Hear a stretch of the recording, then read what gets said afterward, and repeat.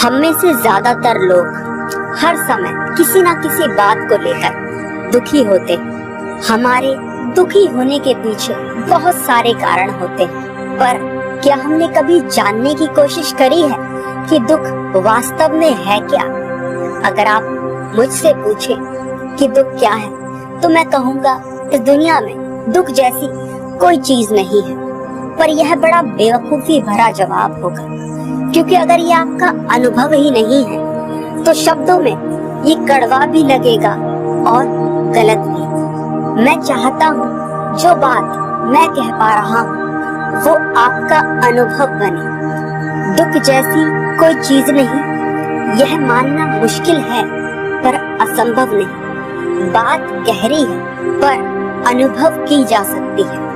एक छोटी सी कहानी गौतम बुद्ध के जीवन से, जो आपको बताएगी कि वास्तव में दुख क्या है और यह किस तरह से काम करता है हमारे जीवन में। एक बार गौतम बुद्ध और उनके कुछ शिष्य एक वन से गुजर रहे होते हैं। बहुत देर वन में चलने के बाद बुद्ध और उनके सभी शिष्य एक विशाल वृक्ष के नीचे बैठ जाते हैं। उस वृक्ष के नीचे एक अलग सी शांति होती है। सभी लोग उस शांति को अनुभव कर रहे होते।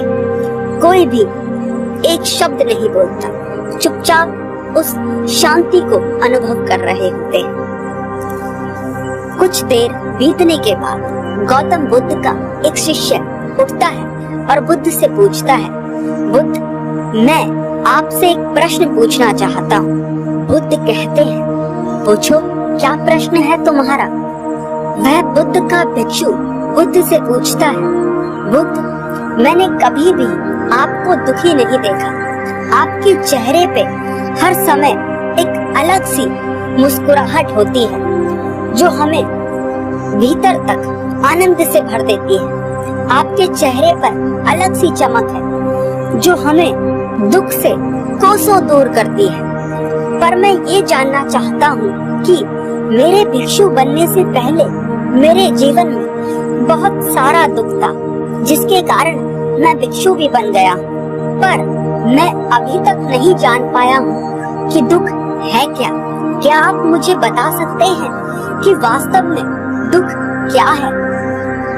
बुद्ध मुस्कुराते हैं और अपने भिक्षु से कहते हैं, दुख एक विचार से ज्यादा कुछ नहीं। सभी लोग सुनकर चौंकते हैं और बुद्ध से पूछते हैं, परंतु बुद्ध, विचार तो आते हैं और चले जाते हैं, पर दुख एक बार आ जाता है तो जाने का ही नाम नहीं लेता। बुद्ध कहते हैं, मैं तुम्हें एक छोटी सी घटना बताता हूँ। एक नगर में एक धनी सेठ रहता है। उसके पास एक बहुत वफादार नौकर होता है। वह सेठ अपने उस नौकर पर बहुत विश्वास करता है। वह सेठ कभी भी अपने नौकर पर किसी बात के लिए भी शक नहीं करता, क्योंकि उसका नौकर वास्तव में ही बहुत ईमानदार होता है। एक बार उस सेठ को किसी जरूरी काम से नगर से बाहर जाना पड़ता है। 2-3 दिनों के बाद जब वह सेठ वापस लौटता है तो वह एक कीमती सामान लेकर आता है। वह उस सामान को अपने कमरे में बड़ा सजा कर रखता है और अपने नौकर से कह देता है कि तुम्हें खास तौर पर इस चीज का ध्यान रखना है। ध्यान रहे यह टूटे नहीं, यह मुझे बहुत प्रिय है। नौकर कहता है, मालिक, मैं पूरा ध्यान रखूंगा, आप चिंता ना करें। अगले ही दिन वह नौकर पूरे घर की सफाई कर रहा होता है। सफाई करते करते वह सेठ की उस कीमती चीज के पास पहुंचता है और उसकी भी सफाई करने लगता है। सफाई करते वक्त वह कीमती चीज उस नौकर के हाथ से फिसल जाती है और नीचे गिर जाती है।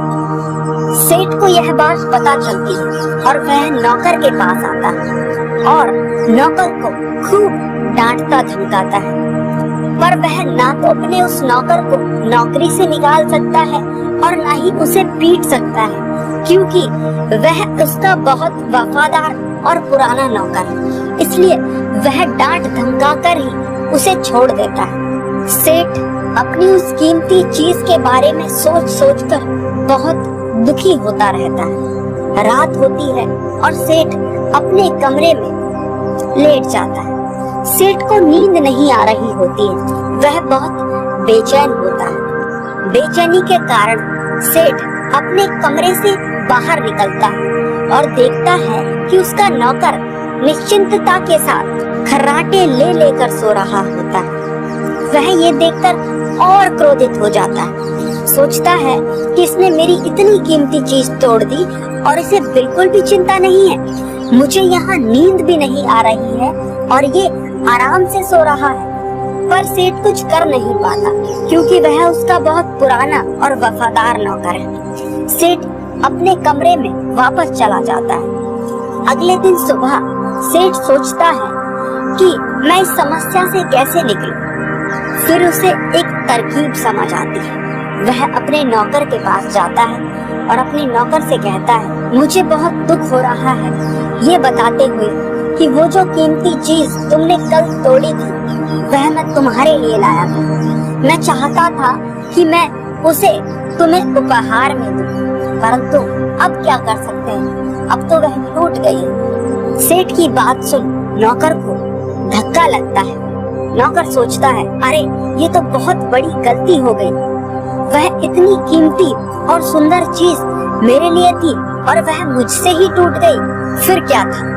उस नौकर के मन में बेचैनी पैदा हो जाती है, दुख पैदा हो जाता है। फिर रात होती है और अब सेठ आराम से सोता है और वह नौकर बेचैन रहता है। उसे नींद नहीं आती। क्यों नींद नहीं आती?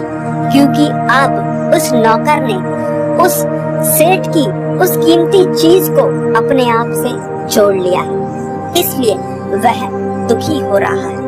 पहले उस नौकर के मन में यह विचार नहीं था कि वह कीमती चीज मेरी है, पर अब उसके मन में यह विचार है कि अगर वह कीमती चीज ना टूटती तो वह मेरी होती।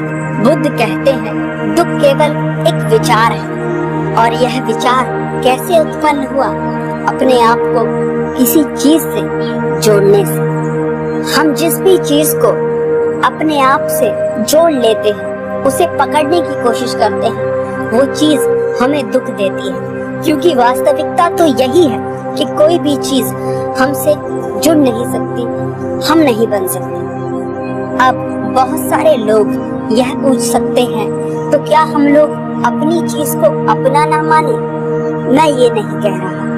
मैं कहना चाहता हूँ कि इतना समझें कि हर चीज आपके पास है, आपकी है, पर कुछ समय के लिए, कुछ समय के बाद वह आपसे दूर हो जाएगी। उस दूर होने की घटना को स्वीकारें और आगे बढ़ें। धन्यवाद।